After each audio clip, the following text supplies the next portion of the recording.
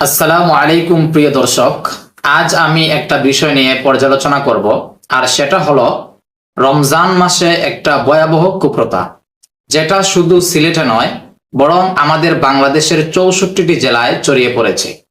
আর সেটা হলো মেয়েকে বিয়ে দেওয়ার পরে মেয়ের বাড়িতে ইফতারি পাঠানো।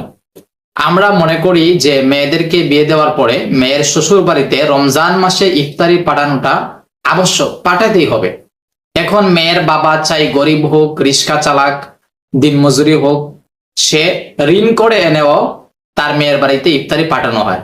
আর যদি সে ইফতারি না পাঠায়, তাহলে মেয়ের বাড়ির লোকেরা মেয়েকে বিভিন্ন কথা বলে, মেয়ের বিষয়ে সমালোচনা করে, মেয়ের বাবাকে নিয়ে কথা বলে, মেয়ের বাবার বাড়িকে নিয়ে তিরস্কার করে। তো এই বিষয়টা আসলে অনেক নিম্ন মন মানসিকতার একটা পরিচয়। যারা আমরা যুবক ভাইরা বিয়ে করেছেন, তাদের উদ্দেশ্যে আমার কথা থাকবে যে আপনাদের শ্বশুর বাড়ি থেকে যদি ইফতারি পাঠায়ও, তারপরেও আপনারা জোরভাবে, খুব জোরালো ভাবে এটা নিষেধ করবেন, এবং সাথে সাথে আপনার বন্ধু বান্ধব যারা তাদের শ্বশুর বাড়ি থেকে ইফতারির আশা করবে রমজান মাসে, সেটার প্রতিবাদ করবেন। তো আমার কথার সাথে আমি কয়েকজন ইসলামিক স্কলারের বক্তব্য তুলে ধরবো। তো প্রথমে আমরা শুনে আসি শেখ আহমদুল্লাহ সাহেব এই বিষয়ে কি বলেন।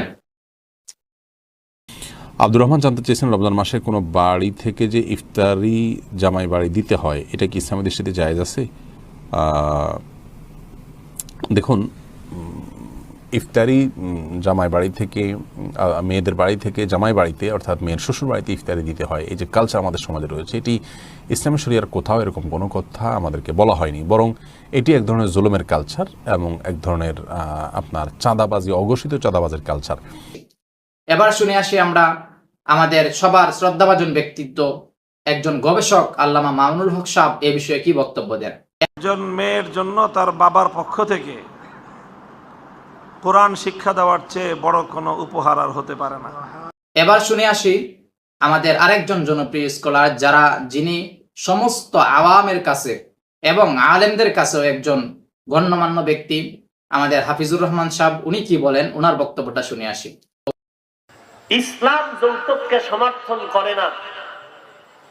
বাংলাদেশের সংবিধান যৌতুকের সমর্থন কিন্তু চলেনি।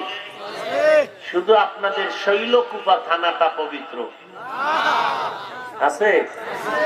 যারা শ্বশুর বাড়ির থেকে এই রকম টাকা খাওয়ার, হারাম টাকা খাওয়ার ইচ্ছা আছে, আধা কেজি পায়খানাও লগে খাইও। এবার আমরা শুনে আসি আমাদের সিলেটের একজন উজ্জ্বল নক্ষত্র রেজাউল করিম আবরার, যিনি অনেক ইলমি লাইন